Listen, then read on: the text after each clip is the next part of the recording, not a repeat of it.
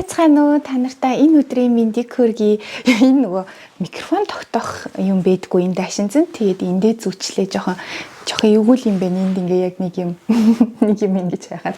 Окей. 21 настайдаа энэ киног анх үзээд бүр ингээ шууд энэ киног дахиад шууд үзмээр болж исэн. Бүр ингээ энэ киног би хэдэн удаа үзснээ мэдэхгүй. Сцен болгондох өгүүлбэрүүдийг энэ дуурайж давтан хэлж чадах тийм хэмжээний бүр ингээд тийм болтлоо анх үзчихсэн. Тэгэд хамгийн олон удаа давтаж үзсэн киноны маань нэг. Тэгэд ер нь бол миний 20-д наснд надад хамгийн их нөлөөсөн олон юмн дээр тус болсон. Тэгээд тийм кино байгаа. Тэгээд та нар маань барыг анзаарч байгаа ямар кино гэдгийг. За энэ кино бол мэдээж Legally Blonde гол дүр болох Elle Woods энэ онд 25 жилийн ойгоо тэмдэглэж байгаа. Тэгээд дээр нь сая 7 сарын 1 Amazon Prime дээр энэ киноны Elle Woods яаж одоо ийм эмэгтэй болсон бэ? Охтуудад зориулсан одоо яг нөгөө 10 жилийн ангийнхан үеийн Elle Woods-ыг харуулсан тийм кино Amazon Prime дээр сая 7 сарын 1-нд гарсан шүү дээ. Тэгээд мэдээж би тэрийг нь тэр дорн үзээд дуусгасан байгаа. Айгу хөөрхөн кино байсан, та нар маань үзээрэй. Охтуудад айгу хэрэгтэй. Тэгээд Reese Witherspoon өөрөө яг тэгжсэн би ингээд ягаад энэ киноны prequel буюу би Elle Woods-ийн одоо залуу үеийн киног хийхэр болсон бэ гэхээр охтуудад маань ийм үлгэр жишээ хэрэгтэй байна. Тэгээ охтуудад маань ийм баатар хэрэгтэй байна гэсэн айгүй тийм гоё санааг агуулж хийсэн тийм одоо кино байгаа. Тэгээд надад амар таалагдсан. Тэгээ та нар нь үзээрэй. Ингээд би өнөөдөр та нартаа надад хамгийн их нөлөөсөн миний 20-д наснд миний үзснээсээ хойш хамгийн олон дахин үзсэн киноны гол баатар Elle Woods-ээс би юу сурсан бэ? Надад яаж нөлөөсөн бэ гэдгийг одоо өгүүлсэн тийм бичлэг хийх гэж сууж байна. Хамгийн анх англиар тэгэхэд би оюутан 3 дугаар курсын оюутан яг төгсгийн өмнө хичээл. Тэгээд тухайн үед би одоо яг хаягийн санахгүй байна. Хорооллын тишээ билүү дээ. Ямар ч байсан их сургуулиас гараад нилээн ингэж 3 дугаар хорооллын тишээл явж явах замд байдаг гэсэн юм аа. Нэг юм кино үзүүлдэг. Одоо та нар маань бол баг мэдэхгүй байх тийм юм байдаг. Эсгийг караокед орж дуулдаг штэ. Яг тиймэрхүү мөртлөө өрөө алганд ингэж кино үздэг, тийм кино үздэг газар байсан. Би одоо байдаг эсгийг мэдэхгүй.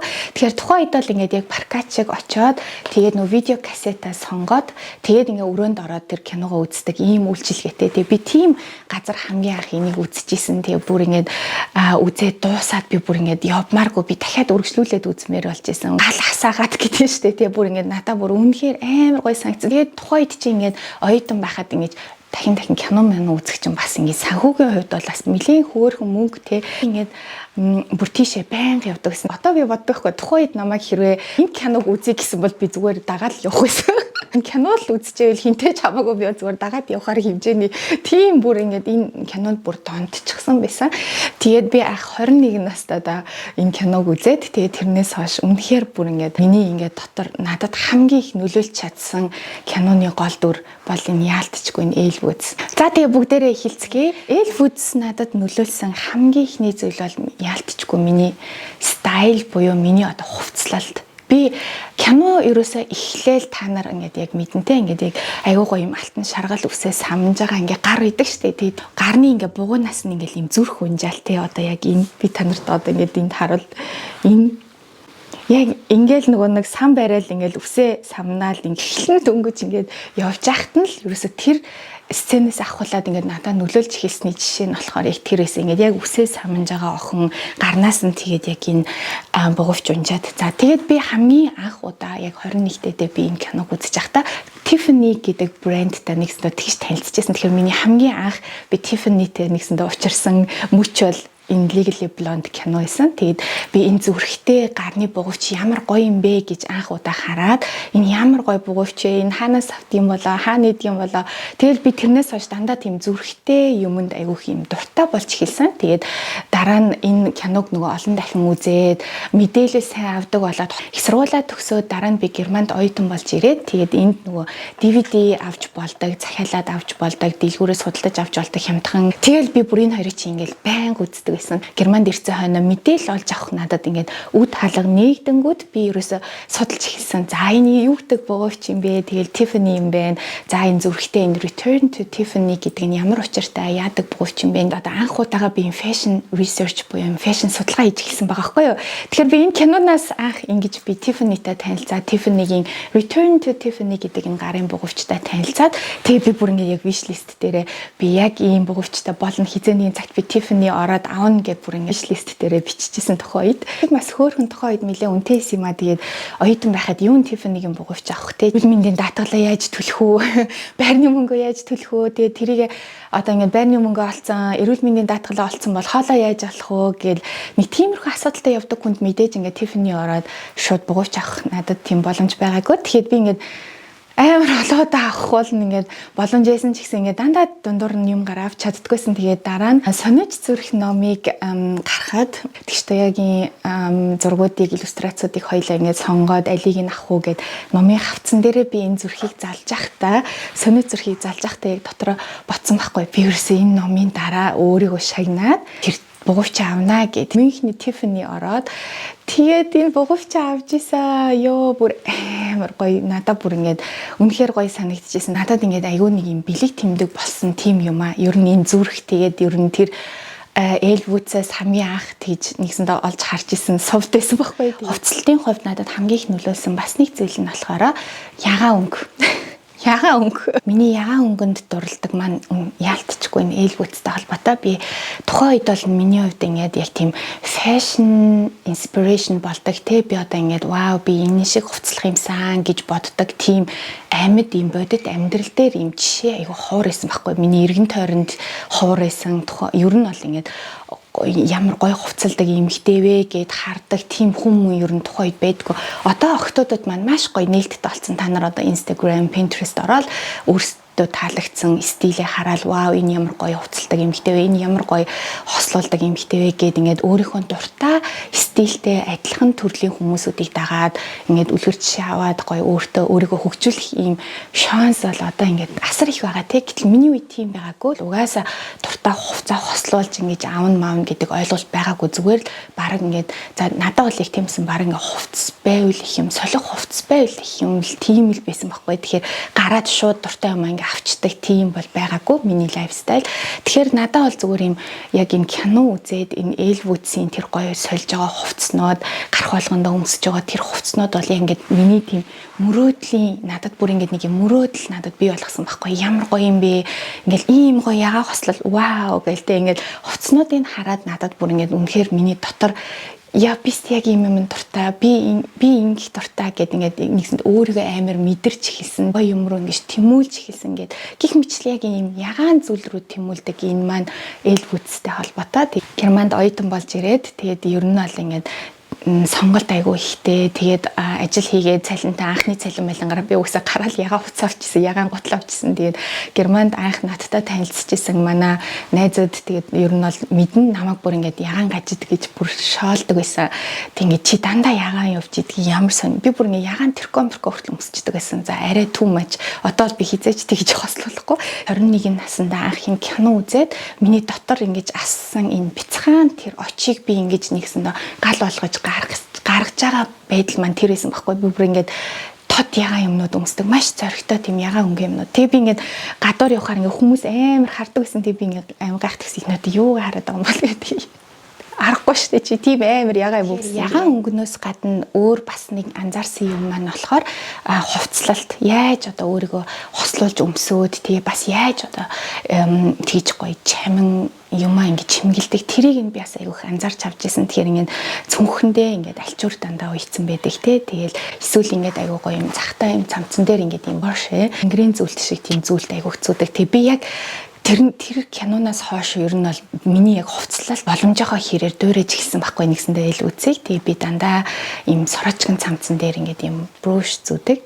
тэгээд ийм ингрийн зүйлт ингээд зүчдэг ингээд захтаа тийм цаамц тэгээд бас ингээд ийм ээлгүйдсэн нөгөө нэг сцен дээр ингээд юу яддаг штэ нөгөө нэг өнгөлөгчийн товчон дадлага хийж байгаа яг нэг сцен дээрээ ингээд үсэн ингээд ийм хоёр хуваацсан тэгснэ ингээд ийм нэвтэнх ингээд зүцээдэг штэ тэрийг нь би бас ингээд дуурайгаад яг ингээд үсээ тэгээд ингээд яг энд ингээд нэвтэнх зүүдэг байсан. Тэгэхээр ер нь бол ингээд яаж нэгсэндээ тэр киноны стилист хүнийх нь тэр бүх юм надад таалагдаад би ингээд тэрийг өдөр тутамдаа өөрийнхөө стилийг бүрдүүлэхдээ би яг ингэж нэгсэндээ шууд ингэж нөлөө болгож авч исэн гэсэн. Өнөөдрийн миний хувцлалт тэгээд энэ аксессуар бүх юмны одоо нөлөө болсон хүн бол ялтчгүй ээлгүүцээсэн. Үргэлж юм цэвэр цэмцгэр гоё байдаг. Тэрийг нь бол би ингээд яг ээлгүүцээс авчихсан. Тэгэхээр нэгдүгээрт ялтчгүй миний стилийг миний хувцлалтанд миний одоо дуртай стил одоо чиглэлд ялтчгүй нөлөөлсөн тодорхойлж өгсөн чиг болж өгсөн тийм хүн байгаа. Хоёр дахь нөлөө нь юу вэ гэхээр загварын сэтгүүлүүд. Тийм би яг Ээлвүц та нар одоо бас яг тэр эхлэлийн сцен дээр гардаг. Одоо яг тэр үсээ самнаал кино эхлэегүй байгаа штэ. Удирдахал одоо нөгөө ямар продакшны хин гэдэг хүний хин тоглосон кино гэдгийг харуулдаг. Удирдахал хэсэг дээр нь л би ингээд айгүйх тийм юм олж авсан байгаа байхгүй. Тэр энэ кино бол бүр үнэхээр амар надад бол ингээд бүр сцен болгоно надад юм зааж өгсөн, үлдээж өгсөн юм кино.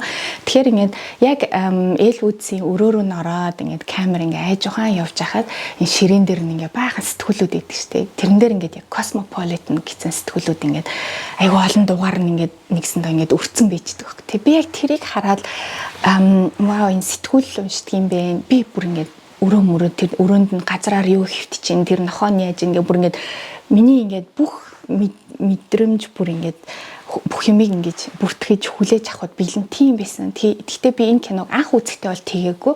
Би ингээ 2 дахь 3 дахь үзэлтэн дээрээ дараа нь 10 дахь үзэлтэн дээр ихэд би ингээд баг бүх сценых нь арын одоо декорац юу вэ те тэр дэлгүүрийн тэнд айл талд нь ямар тойл вэ тэр хүн каст нь баг ямар ингээд хараад бүр ингээд бүх юмыг ингэж амар ажигладаг тийм болцсон байсан байхгүй. Яг тэмдэглэл дээр би бичиж авчихсан Cosmopolitan сэтгүүл гэх. Тэг яад бол би тэр хүртэл би Cosmopolitan сэтгүүл хизээж харж байгаагүй би гар дээрээ барьж үзэж байгаагүй. Тэгэхээр би 21 хүртлээр та нар боддоо 21 нас хүртлээр би гар дээрээ Cosmopolitan сэтгүүл барьж үзэж байгаагүй. Ваа ямар сэтгүүл гэдэг юм бол уншиж үзэх юмсан гэж анх бодож эхэлсэн. Тэгэхээр Ээлвүц надад Cosmopolitan-ыг нэгсэндээ танилцуулсан байх нь шүү дээ. Тикт юм хөдөлж авах гэж хахад нь хөдөлдөг чинь тэгдэж шүү дээ. За энэ аавынхаа кредит карттай энэ тэнэг охинд бол энийг зарчин гингүүт ингээд нөгөө хямдарсан даашинз юуг нь хямдарсан гэдэг нөгөө этикетийг хуулж ангуудаа очиад энэ дөнгөж саяхан хурж ирсэн тим даашинзгээ хилдэг шүү дээ. Тэнгүүд Ээлвүц өнгөрсөн Vogue сэтгүүлийн 7 дугаар сарын дугаар дээр наадах чинь байсан.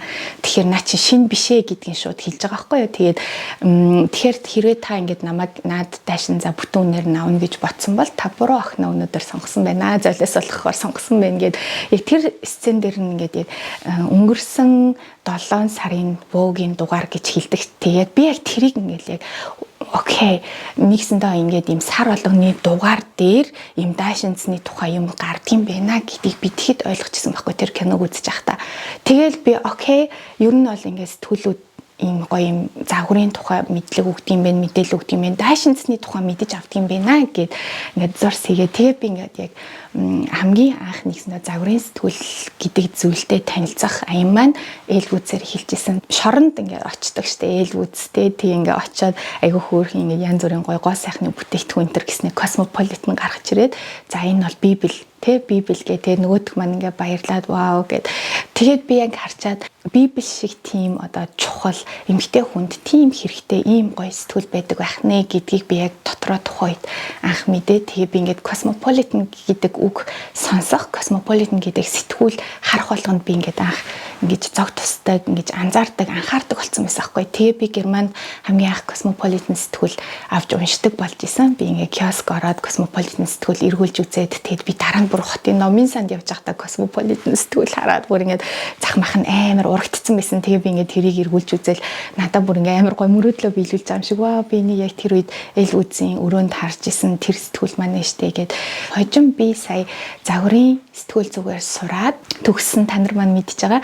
За тэгэхэд штэ 2 дугаар курст загварын сэтгүүл зүй ангийнхан маань оршин байгаа одоо бүр хөлөө алчихсан зах зээл дээр байгаа, зарагдж байгаа, борлуулагдж байгаа тийм сэтгүүлүүдийн аль нэгийг нь сонгоод тэгээд тэр сэтгүүлээ ингээд судлаа. За ямар өнгө аястай, ямар хиллэгтэй, ямар өнгө аястай, юу одоо ямар ресортуудтай буюу ямар болонгуудтай сэтгүүл юм бэ гэдгийг судлаад тэр сэтгүүлээ ингэж дуурайж хийх ийм даалгавар 2 дугаар семестртээ бид нар авч исэн. Тэгээд амар сонио. Тэгээ бид нар Cosmopolitan сэтгүүлийг хийх болсон гэж бодлоо. Вау. Тэг манай ангийнхны гардан хийсэн 2 дугаар курстэй хийсэн Cosmopolitan сэтгүүлийн copycat буюу бид нар ингээд юм тусгай дугаар хамтарч гаргасан.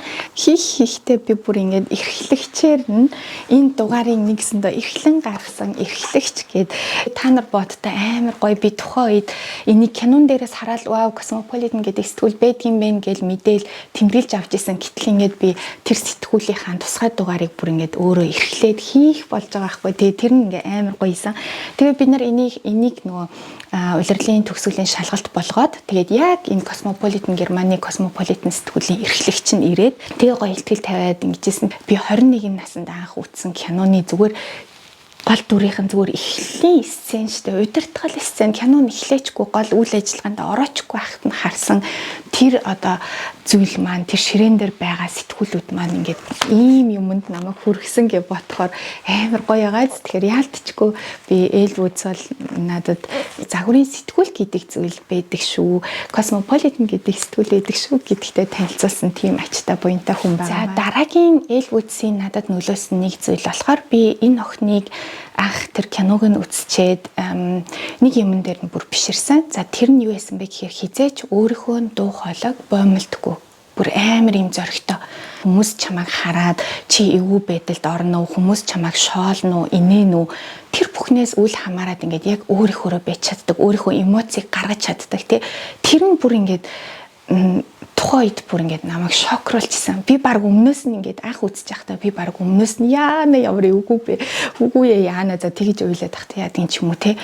За эхлээд би анх үзэхдээ би тэгж баг ингээд нөгөө шоолж исэн хүмүүстэй адилхан харж дүгнж агаад тэгээ би ингээд дараа нь үзэх болгондоо вау ямар гоё эрх чөлөөтэй өөрийгөө гоё илэрхийлдэг бүх эмоц гаргацдаг сэтгэл хөдлөлөө ингээд гаргаад үнэн байж чаддаг те бүр ингээд юм true to yourself гэдэг чинь тэ бүр ингээд өөрөө өөртөө ингээд амар үнэн чи ямар гоё хүн бэ гэдгийг би үзэх бүртээ бүр ингээд мэдрээд тэгээд би ингээд шууд өөртөө би яг би юусэн ийм л болох ёстой юм байна гэд яагаад гэвэл би тухайн үед одоо та нар бодоо 20-од наснда хүмүүс өөртөө маш итгэлгүй одоо ингээд би бол яг тийм байсан би ингээд хэлэх гэсэн юм хэлж чаддаггүйсэн одоо ингээд би нэг өрөөнд нэг ангид байлаа хүмүүс ингээд нэг сэдвэр ярьж илаа би мэдж байгаа мөртлөө би дуурдаггүй мэдж байгаа мөртлөө би хилдэггүй яад бол би өнгөрөхгүй бардамдахгүй дараахан бай гэх. Тэгэхээр бидний хүмүүжил тийм байсан байхгүй. Ерөөсө багаас маань ингээд өөрийгөө илэрхийлэх, үгээ чөлөөтөө хийх тийм одоо суурь тавигдаагүй яад бол бид нэр ингээд та нар маань мэдж байгаа миний үеийнхэн бол бүр сайн мэдж байгаа те та нарын хамгийн их сонсож өгсөн үг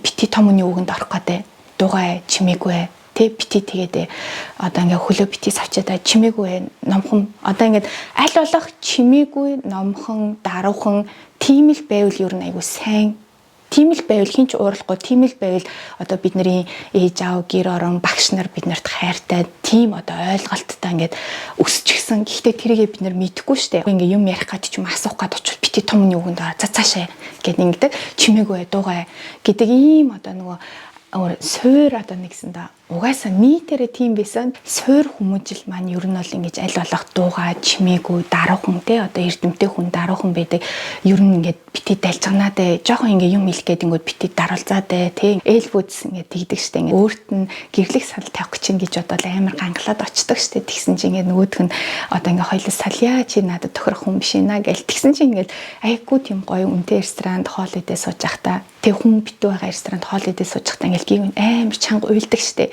Тэгэл би тэрийг анх харчаал зүгээр нэг инээдмийн кино гэсэн утгаар нь анх хүлээж авал амар шоолол инээгээл ёо цаа яшгаа тэгж ойлоод тахт яа ингээл тэгээ би дараа нь дотроо үзэх тусмаа би яг бодож байсаахгүй вау ямар зөрөгтэй тий тэр хүн чинь тухайн үеийн мэдрэмжээ шууд гаргаж чадчих. Чи тэгснээрээ өөрийнхөө дуу хоолойг боомлоогүй, чи тэгснээрээ амар гой хөнгөн өөрөө өөртөө үнэнж өөрийнхөө төлөө дугарч чадчих штэ. Ингээд дургу байгаа юмдаа дургу гэдгээ илэрхийлж чадчихээн. Чи гомдсон бол гомдлоо шууд харуулж штэ. Гэтэл би хардаа тухайн үед юмд ерөөс ууралдаггүй. Ингээл өөрөө дандаа ингээл өөртөө ингээл боловсруулаад заас окей тий тэгэл хэрвээ ингээд хин нэг намайг гомдож мумдах юм бол би ингээд хэлэхгүй тэгэл за тэгэл ингээд шууд таньдаг хүнийхээ тооноос хасаал холтчдөг ч юм уу нэг тийм байсан. Тэгээ би ингээд ээл үзээс би дараа нь яг би ерөөсөө ингэж эмоцаа гаргаж явах хэрэгтэй байна. Надад үнэхээр ингээд надад онцгүй таалагдахгүй юм хийсэн бол би тэр хэлж явах хэрэгтэй юм байна гэдгийг би сурч байсан. Хүн эмоц гаргах дээр биш бас ингээд яг өөрийнхөө хэлмээр байгаа юм хэлдэг мэддэг юм ингэж хэлмээр идэг тэр нь бас амар гоёсэн. Хичээл дээр суужгаад нөгөө нэг Хантингтон найз залуу X найз нь яа хэлдэг штэ. Би бол ингэж бодож ийн гэдгсэн чинь багш нь чи одоо яг өмгөөлөгч чи бодож эхэлж ингээ магтдаг те. Тэгсэн чи ингээд ээлвүүз бодож исэн ингээ гараа өргөөд хэдийгээр зөв юм хэлж байгаа ч гэсэн би бодохдоо тийм байна гэд өөрөө юм хэлдэг. Тэгээ ингээд ангийнх нь инээдэг штэ тий. За миний бодлоор ягаад тийм байх ёстой юм тэгсэн бол тийх ёстойсэн биз дээ. Ягаад эн чинь тэгвэл ингэх ёстой гэж гэл ингээл шууд өөрийнхөө нэг бодлыг амар гоо чөлөөтэй илэрхийлээд тэгээд багшин дараа нь за чи ингээд энэ кейсийг яллаа гэдэг штэ. Германд оюутан болчоод хичээл болгон дээр би бүр тэр сценийг би ингэж өөртөө ингэж бүр толгоондоо бүр ингээд хатгалцсан заяо. Тэгээд би ингээд анги дээр семинар дээр ингээ группийн ажил дээр хүн ингээ багш юм асуухаар би эхлээд миний герман хэл амар муу би ингээд юм хэлжүүл хүмүүс инээлдэх байх, шоолох байх эсвэл ёо би ингээ сайн ойлгоогүй ээжиж ингээд юм хэлэхээр онцгүй байх гэдэг ингээ дуурдаггүй байсан байхгүй. Тэрийгээ би шууд болиё гэж шийдээд тэгээ би ингээд дотор маань ингээд айгаад баг ингээд чичрээд заяо тянс чи дуугаа наатах одоо ингээд хонх дууртал чимээгүй хичээл тартал ингээд чимээгүй сууж игээд гэтэл ингээд нөгөө ээл вүцийн яг тэр гараа өргөж байгаа сцен нь ингээд толгоонд маань бүр ингээд хатгалцсан. Тэгээ би ингээд багш ингээд за асуух юм бэ нү гэл тэнгууд ингээд хүмүүс дуугаангууд нь би ингээд гараа ингээд амар өргөөд тэгэд ингээд би шууд босоод юм асууж зүрхэлсэн байхгүй. Тэгээд эхний удаад тэгээд ингээд асуухтаа ингээд миний бүр хоолой чичрээд ёо бүр ингээд дараа нь шийтгэл тэгсэн чинь ямар гоё мэдрэмж төрсөн гэж ингээд яг босоод өөрийнхөө дуу хоолойг чи боомлохгүй өөрийгөө хорихгүй яг ингээд хэлмээр байгаа юм а хэлээд тийх бол бүр үнэхээр тэр дараагийн мэдрэмж нь бол үнэхээр амар гоёсэн. Тэгээ би тэрнээс хойш би хэлэх хөхтэй бол юма хэлжээ. Хэрвээ би ингээд эмоц маань тэгээ тухайн үед надад таалагддаг бол би таалагдаагүй хэлжээ. Хэрвээ хин нэг нь надтай зохисгүй харьцвал би шууд ингээд дуурч сурья гэдгийг би ингээд яг энэ ээлвүүцээс сурчсан. Тэгэхээр энэ бол надад миний яг 20 настай үеийг ингээд надад бүр үнэхээр хэлбэржүүлж өгсөн. Надад аймаггүй их зориг өгч байсан тийм юм хтэй ээлвүү. За дараагийнх нь ээлвүүцээс орсон нэг гол юм маань болохоор амьдрал дээр ямар нэгэн сорилт тулгарлаа, асуудал гарлаа, проблем үүслээ. Ээлвүүцийн ерөөсөө анхны хариу үйлдэл нь юу гэж дандаа шийдэл болох. Амдлаа л тэгэл яваад идэх хүмүүс эдэг чинь юу ч өөрчлөгдөхгүй тий. Гэтэл ингээд ээл вүз яадаг вэ гэхээр ерөөсөн маш тодорхой тий. Хайртай залуу нь Харвард явлаа. Тэгвэл би бас Харвард явъя. Би бас Харвард явъя. За Харвард явахын тулд танд тийм хэрэгтэй сорилт тулгарлаа.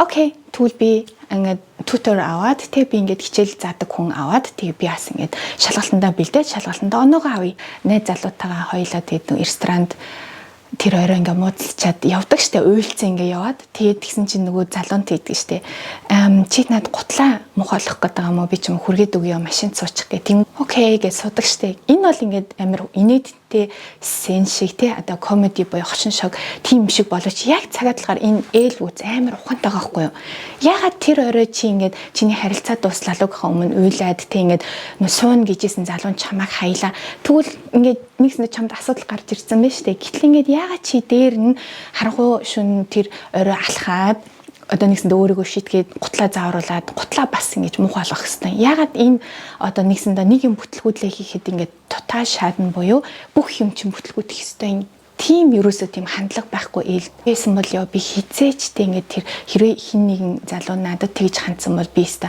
нэг ч үг дуурахгүй тэрнтэй ингээл амар теста их цантаа нэгд их цантаа хоёрт би амар бардан би өста чамаар дутхгүй гэдгийг харуулна гуравт би хизээч тэр хүнээс тусламж авахгүй ч юм уу гих мэтлэн тийм одоо бодолтой тухайд байсан байгаа байхгүй тэнгүүд би ингээд яг ээл үцээс яг сурсан ямар нэгэн сорил асуудал гарахад ээл үц амар гоё дандаа solution oriented буюу шийдэл олох тийм хандлагатай юмд юу н ханддаг тэр нь амар гоёсэн. Тэг ингээд одоо та нар ингээд киноны турш юмд ингээд сайн хараарай. Асуудал гарлаа даандаа шийдэл хайна.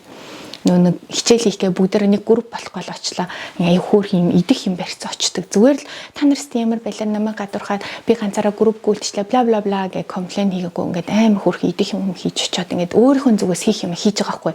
Би танаа группт орж болох уу гэд асуугаад яваад үзчихээн. Өөрийнхөө зүгээс хийх ёстой юм бүгдийг хийж байгаа байхгүй. Ерөөсөө шийдэл олохын тулд тэр хүний зүгээс хийх ёстой юм юу вэ гэдгийг амар сайн гаргаж чаддаг амар тийм айгүй тийм мундаг эмэгтэйсэн. Тэгэхээр энэ бол магадгүй одоо миний энэ өндөрлөгөөс одоо би ингээд 40 гарцсан хүний өндөрлөгөөс энэ охиныг харахад яг Европ сэтгэлгээ, Америк сэтгэлгээ юмыг бэлэнчилдэггүй өөрөө шийдэл олдог яг ингэж харагдана. Гэхдээ тухайн үед миний 20 байсан үеийн өөртөөгөө харьцуулахаар энэ бол надад маш шинэлэг сэтгэлгээсэн. Би ингээд вау асуудалд ингэж хандаж болд юм биш гэд би бүр ингээд вау нэр тийм штэ яагаад юу н би гутлаа заавруулах хэвээр юм те гэд тэгээд би яг анх юу н ингээд өөр хэрвээ би ингээд ямар нэг юм болвол ингээл гомдлол амьдралыг нөхцөл байдлыг хин нэгнийг зүхээд сууха болоод би өөрөө шийдэл хайж сурья гэдэг энэ хандлагыг би илүүцээ сурсан. Дараагийнх нь болохоор саяныхтай жоохон төстөө гэхдээ нэг том ялгаа тэр нь юу вэ гэхээр Эль Вудс энэ киноны турш ямар нэгэн уналт боллоо. За асуудалтай тулгархад шийдэл хайдаг гэж юм. За тэгвэл тэр нь бүтээгүй бүтлгүүдэлтэй тулгарлаа. Ямар нэгэн одоо нуралт, уналт тэг ингээд юм бүтэхгүй юм боллоо гингүүд Эль Вудсийн хийдэг ганц юм юу гэж дандаа self care буюу өөрөө өөртөө анхаардаг. Тэг ингээд нөгөө найз залуугийн араас ингээд Харвард хүртэл хичнээн зовж хичнээн хичээж ирлээ. Нөгөөх нь ингээд өөр хүнтэй сүү тавьсан байдэн штэ. Тэгээд амар хэцүү болоод шууд хумсны салон явдагтай гой хумсаа янзлуулдаг. За ер нь ингээд ямар нэг юм боллоо гингүүд Эль Вудс дандаа одоо нэг өөрийгөө сүтгэх биш дандаа өөртөө сайн тим юм хийдэг байхгүй. Тэг би яг тэрийг амар сайн анзаарсан. Би бол яадаг байсан гэхээр би 20-аад наснд яадаг байсан гэхээр надад ямар нэг онцгой юм тохиолдлоо. Би унлаа, нуурлаа, бүтлгүүтлээ. Тэг би одоо ингээд айгүй онцгүй юм мэдэрлээ. Тэгэх юм бол би ингээд өшөө улам тэрнээс доош орох гээд байсан байхгүй. Би бүр ингээд улам бусад болж бүтчихсэн юмас үтгэх гээд байсан тий.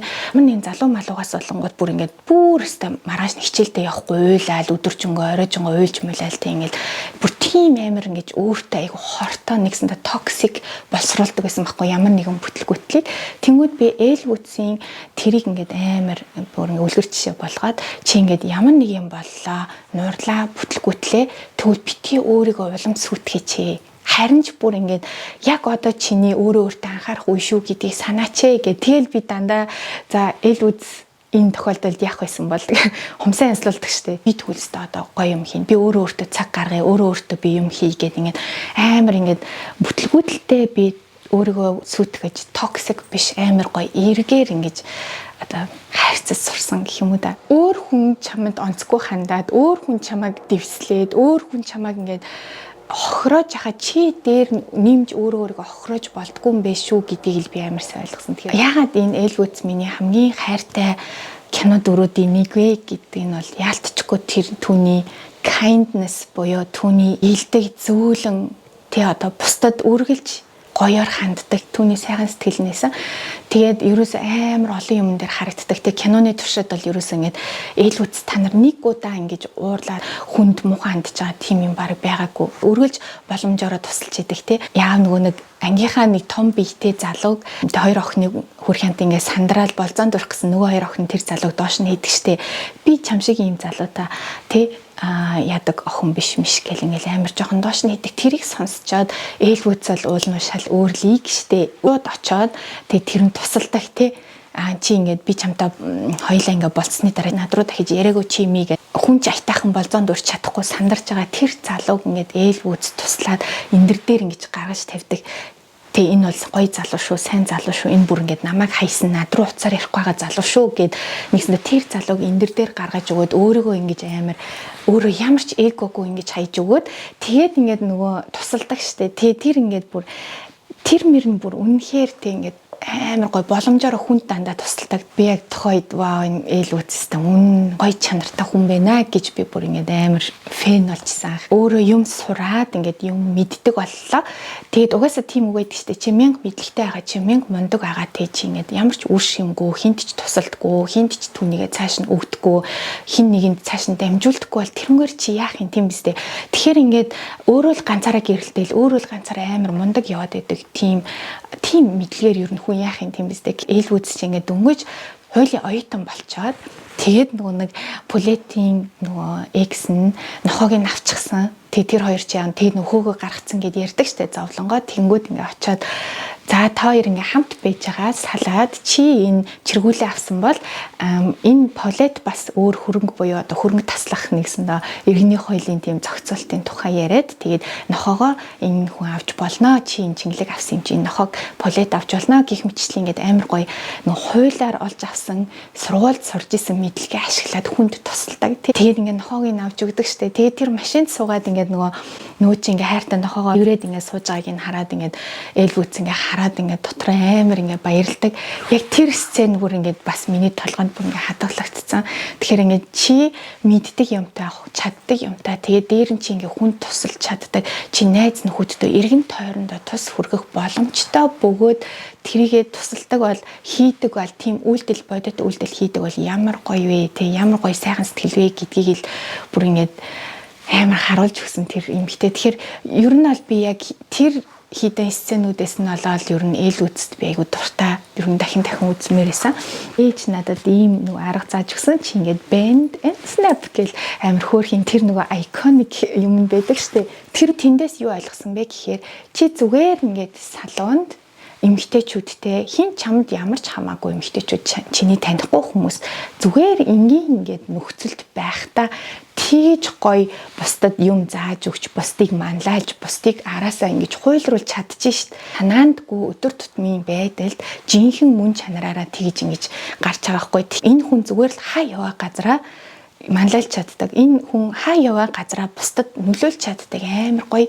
Зүгээр л юм сянцдаг салонд очиод чи тэднэрийг бүгднийг босгоод бүжиглүүлчихлээ шүү дээ. Бүгдэнтэй ингээ гоё мөч бүртүүлчихлээ. Юм заагаад өгчлээ шүү дээ. Энэ бол аим мундаг чанар байсан. Би тэгэл хараа. Вау. Тэгээ чи наад захын ингээ жирийн өдөр тутмын амьдралдаа хүн зүгээр ингээд ойр дотныхоо хүмүүстэй нөлөөлж чадахгүй бол дараа нь өөр юунд манлайлж өөр юунд нөлөөлнө гэх юм. Тийм биз дээ. Тэгэхээр зарим хүмүүс ингээл амар юм хямсгаар өөрийгөө амар мундаг ямар нэгэн нөлөө бүхий хүмүүс тэднэр дундаа л айгу мундаг байх гад нөө үгүй байхгүй ингээд яг яс юмдаа үнэхээр чи манлайлагч юм бол яг манлайлдгаараа өдөр тутамдаа чи наад захын хүнтэй яаж харьцаж чинь гэдэг чинь тэндээс шалтгаал тэр надаа ингээд яг тэр амар таалагддаг. Дараагийнх нь болохоор саяныхтай төстөө болооч бас нэг жоохон нарийн ялгаатай. Тэр нь болохоор нөхөрлөл яагаад гэхээр хизээч ашиг хардггүй. Жишээлх юм бол ээлбүүц маш гоё юм ихтэй маш гоё охин тэр их сургуульд ингээд зөндөө олон хүмүүстэй найзлаад охтуудтай найзалж болох байсан. Гэтэл ээлбүүц нөө дөнгөж уйлаад очиод нөгөө нэг хумсаа янзлуулдаг салонд очиод ингээд хумсаа янзлуулдаг Пулеттай анх танилцаад хоёулаа ярьдаг штэ. Тэр нөхөрлөл нь бүр ингээд кино дууссан тусдал те ингээд шинэ жилийн яг нэг тийм сцен нэгдэг штэ. Шинэ жил болоод цас ороод тэгсэн чинь ингээ хүмүүс нөгөө бүгдээрээ амар гоё баярлалдаал гэр гэрлөгөө явцгааж амардаг улирлын амралт. Тэгэхэд ингээд ээлбүүц нөө Пулеттай хоёулаа сууж идэг штэ. Тэгээд салонд танилцсан тэр эмэгтэйтэйгээ амар гоё нөхөрлөлөө ингэж авч явж чаддаг. Ямар ч ардаа юм эженда буюу ямар нэгэн санаа байхгүй. Энэ надад ашигтай юу? Энэ надад хэрэг болох уу? Хожим надад хэрэг болох уу? Энэ амар алдартай юу? Энэ төр байхгүй. Тийм юм харалгүйгээр амар гоё ингэж хүмүүстэй нөхөрлөж чаддаг. Бүр надад амар таалагдсан. Ингээд яг бусдыг ангилаад ингээд тийхгүйгээр тэмүүд ингээд зарим одоо ингээд хүмүүс та нар одоо анзаараараа зөө зарим хүмүүс байдаг штеп. Өндөг болохоор нь гэж холбоотой байхыг хүсдэг. Амар одоо нэртэй, хүндтэй ямар нэг юм хийсэн гавьяатай болохоор амар ингэж наалтах гэж оролддог хүмүүс эдэгтэй. Гэтэл ингээд ээл үүс болохоор амар гоё. Яг зүгээр гоё хүн хоорондын харилцаа түндээ гэж чухал. Хүн хоорондын харилцаа. Тэр салонд уйлаад тэр эмэгтэйтэй хоёулаа зовлонгоо ярилцаад танилцсан. Хүн ер нь заавал хин нэг ашигтай, хин нэг одоо гоё юм алдартай ямар нэгэн статусаар нь болж биш. Ингээд зүгээр энгийн хүн хоорондын харилцаагаар нөхөрлөж болдог шүү. Үнэхээр гоё ингэж бие биендээ те ингээд ямар нэгэн ашиг харахгүй үнэнч нөхөрлөл байж болдог шүү гэдгийг харуулжсэн. Тэгээ найзтайгаа салах ёс хийх гээд за би одоо ингээд явлаа. Энд бол би хинч биш юм байна гэд уйлаа. Тэгээ найз нь тэгдэж шүү. Үгүй чи бол хинч биш тийм хүн биш шүү дээ. Чи бол ингээд те ингээд айгүй хөрхөн яг ингээд найзтайгаа ярьдаг энэ яриагийн профессор нь тухайн үед нөө салонд байж таараа сонсоод тэг чи зүгээр л нэг эрэгтэй хүн те хүнээс болж амьдралаа хаях гэж чи миний боддог шиг тийм охин биш ээ гэж хэлдэг. Яг тэр профессорын тэр цаг мөчид тэр Полетийн салонд байж таардаг. Энэ бол бүр ингээд надаа яг одоо нөгөө good karma гэдэг штеп. Үнэхээр юм гоё сайн үеийн үр ингэж холбож гисэн айгу гоё зангилаасан киноны. Тэгэхээр сайн найз байсан ч ашиг хардаггүй маш гоё хүн хоорондын нөхөрлөлийн тийм гоё сэтгэлээрээ найзалсан энэ нөхөрлөлийн одоо тийм сайн өрн яг тэр салонд профессор нь хүсэн янзлуулж тараад буруу шийдвэр гаргах гэж хахад тэр охиныг ингэж амбартаж өгдөг тий загнаж өгдөг яг ингэж сэхэрүүлж өгдөг. Яг энэ зангилаа бол үнэхээр гоё юм. Тэгэхээр би яг ээлүүцэл надад яг энэ нөхөрлөл гэдэг зүйл дээр маш их одоо үлгэр дуурайл болдог. Хин нэгэнтэй нөхөрлөхдөө түүнийг ингээд амар гоё тэг яг ингээд үнэнчээр ямар нэгэн ашиг харж биш гоё ингээд хүн хоорондын харилцаанд нь тулгуурлаж ингээд гоё хамтдаа нандин нөхөрлөж явахын одоо гоёыг харуулсан тийм юм ихтэй дүрээс. Энэ кино надад нөлөөсөн ээлүүцээс сурсан дараагийн нэг зүйл бол миний хэл байсан. Би энэ киног анх яг 2001 онд би англи хэлээр үзээд тэгээд тухайн үед би англиар ингээд үзэхэд сабтайтлтай эхлээд нөгөө нэг видео кассетээр үзсэн. Тэгээд тухайн үед нөгөө тохируулж мэдэхгүй сабтайтл буюу нөгөө хадамлын тавьж үзэж чадаагүй. Тэгээ би ингээд энэ киног ойлгохын тулд яриад байгаа юмнуудыг ойлгохын тулд би ингээд айгүй олон дахин үзээд тэх болгондоо ингээд бүр анзаарч аваад кинод хараад бүр ингээд бичиж аваад тэгж хэлдэм бэ, ингэж хэлдэм бэ ингээд тэг миний бүр англи хэл аудиовизуал буюу юмыг үзээд хараад сонсоод ингэж боловсруулж сурах тэрийгээ би энэ киногаар дадлах хийсэн. Энэ кинон дээр DVD-г нь авчаад би хадмлыг нь тохируулж үзээд тэгээ би бүр ингээд үг хүсэггүй бүр ингээд дагаж хэлдэг болтлоо. Энэ кинонд бараг дуу оруултлаа би ингээд англи хэл би сайн болж исэн. Тэгээ дараа нь би германд ирчээд мэдээж би герман хэл дээр үзээд ойлгодгүй герман үгнүүд, хэллэгүүд, харилцан ярианууд германаар ингээд киногоо үзэхэд ингээд надад ойлгохдохгүй юмнууд гарна штэ. Гэтэл би ингээд нөгөө англиар нь юу гэж хэлдгийг мэддэг болохоор айл хэдий ойлгоцсон. Германаар ингэж хэлдэг юм биш. Германаар ингээд хүнтэй ярихдаа хэрвээ татгалзуулан гэдэг юм бэ, хэрвээ зөвшөөрүүлэн гэдэг юм бэ, ингээд би ингээд амар гоё гомор нэгэн харилцан ярианы юм үеүүдэд яаж хариулдаг, яаж гайхсан өгүүлбэр хэлдэг, яаж ойлгосон өгүүлбэр хэлдэг гэдэг ингээд юм хэллэгүүдийг маш сайн бүр ингээд сурж авч ирсэн. Тэгэхээр би энэ киноны ачаар миний хэл маш сайжирсан. Тэгээ би олон дахин үзээд эхлээд дандаа англиар үздэг гэж дараа нь дандаа германаар. Тэгээ би сүүлдээ германаар миний хэл ингээд сайжраад жил ирэхтэйсэн сайжраад би германаар бүр ёо зүгээр л бүх сценийх нь үг өсөггүй давтж хэлдэг болсон. Тэгээ ялангуяа нөгөө нэг шүүх хурал дээр нөгөө нэг хэлдэг. Яг тэр хэсгийг нь бол би бүр бүр дуурайж хэлээд заяа бүр яг ингээд герман хэл маань бүр амар сайжирч байсан тийм. Тэгэхээр энэ ээлбүүд талархаж явдаг хамгийн сүүлийн зүйл маань мэдээж энэ хөөрхөн эмэгтэй ачаар би миний хэл айгуу сайжирсан. За. Warum waren Tracys Locken ruiniert, als sie mit Wasser in Berührung kamen? Weil sie nass geworden sind. Ganz genau, denn ist es nicht die Cardinals-Regel, dass man, um eine Dauerwelle zu fixieren und mindestens 24 Stunden lang nicht nass machen darf, um nicht zu riskieren, dass die Ammoniumthioglykossäure deaktiviert wird? Und müsste sich nicht jemand, der sich in seinem Leben mehr als 30 Dauerwellen hat machen lassen, diese Regel wohl nicht bewusst sein? Und wenn Sie Ihre Haare also nicht gewaschen haben, was ich voraussetze, da Ihre Locken noch intakt sind, müssen Sie den Schuss gar nicht gehört haben. Und wenn Sie den Schuss tatsächlich gehört hätten, hätte Brooke Williams keine Zeit gehabt, die Tatwaffe zu verstecken, bevor sie den Salon betraten, was wiederum bedeutet, dass Sie Mrs. Wyndham mit der Waffe in der Hand finden müssen, um ihre Geschichte glaubhaft zu machen. Sehe ich das richtig? Яг өмнөх шигээ ингээд яг секунд секундээр нь чадгаа болж. Гэхдээ би өмнө нь бүр ингээд яг киноны сценийг ингээд бүр ингээд дуу оруулахаар сурцсан байсан англиар бас ёо. За нэг иймэрхүү тэгээд би та нартай энэ Elwood кино маань 25 жилийн ойгоо тэмдэглэж байгаа.